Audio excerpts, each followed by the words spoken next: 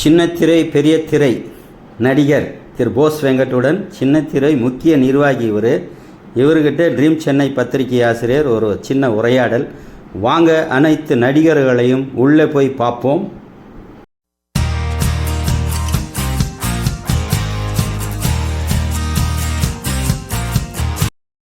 சொத்தை கைக்கு வருது, அப்படி பண்ணிட்டீங்க, சொத்தை வாங்காதீங்க. ஆனா பட் லேட்டர் அது நம்ம கோவத்திலிருந்து விலகி கொஞ்சம் நேரம் டைம் கிடைச்சதை தான் தந்தது. அவங்க சொல்றதுதான் சரி. அப்ப இன்னமும் உழைப்போம், இன்னும் கொஞ்சம் கூடுதலாக பதில் சொல்லணும். அதனால பதில் சொல்லிருக்கீங்க. ஏன் கடமை இல்லையா?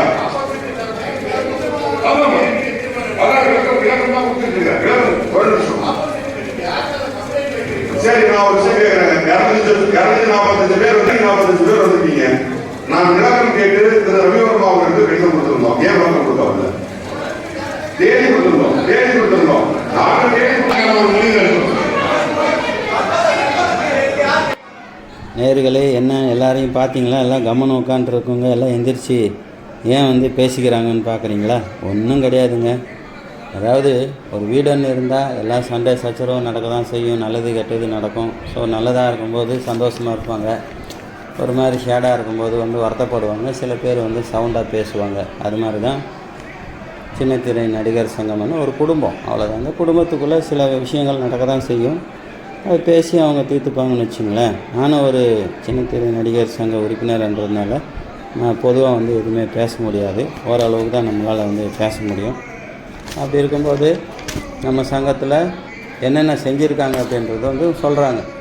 கிட்டத்தட்ட 2022 புதிய நிர்வாகிகள் எடுத்திருக்காங்க.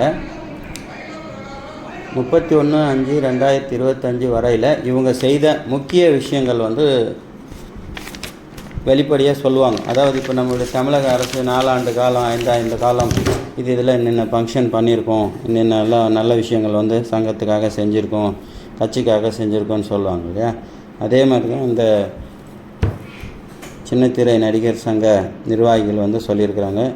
தலைவர் சிவன் சீனிவாசன் அவர்கள், போஸ் வெங்கட் அவர்கள், முக்கிய நிர்வாகிகள் நம்ம ரவிவர்மா இருக்கார், மோகன் இருக்கார், இந்த மாதிரி நிறைய எம்ஜி மோகன், நிறைய எல்லாருமே இங்கே கூடியிருக்கிறாங்க. சின்னத்திரை பெரிய திரை நடிகர்கள் எல்லாமே இங்கே கூடியிருக்கிறாங்க.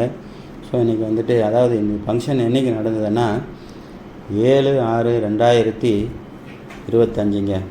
ஸோ நல்லா அருமையான ஒரு ஃபங்க்ஷன் இது. எல்லாருக்குமே வருஷம் இந்த இடத்துல கூப்பிட்டு நல்ல பிரியாணி செமையாக இருக்கும். சிக்கன் 65 பிரியாணி இந்த மாதிரி நிறைய கொடுக்குறாங்க. பிரெட் அல்வா எல்லாம் நல்லா இருந்துச்சு எல்லாமே.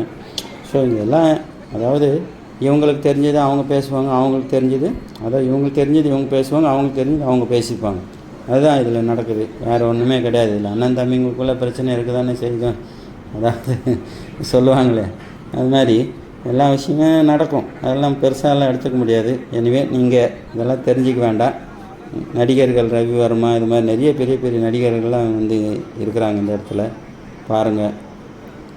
நானும் கூட சில படங்கள்லாம் நடிச்சிருக்கேன், சீரியல்லாம் நடிச்சிருக்கேன். ஸோ நானும் ஒரு நடிகர் தான். எனவே இந்த சங்கத்தில் நானும் ஒரு உறுப்பினராக இருக்கிறேன் நான்.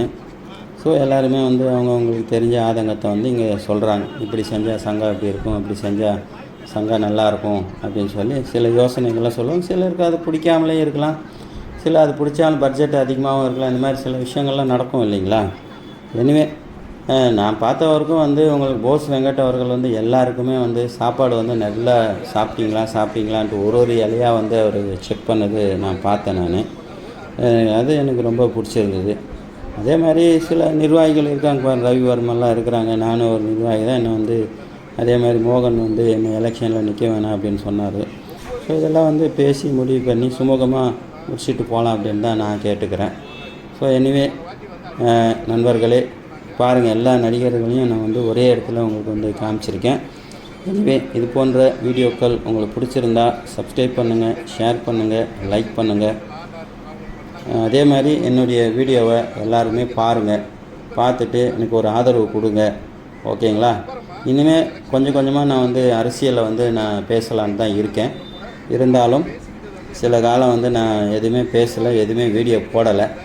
இருந்தாலும் போடணுன்னு ஒரு விருப்பமாக இருந்துச்சு. சரி, அதனால தான் நான் போட்டு விட்டேன். ஏன்னா ஷூட் பண்ணி வச்சுருக்கோன்னும் போது நம்ம போடாமல் இருக்க முடியாது. அதனால தான் நான் வந்து இன்றைக்கி அதை வந்து டப்பிங் பண்ணி உங்களுக்கு போட்டுட்ருக்கேன்.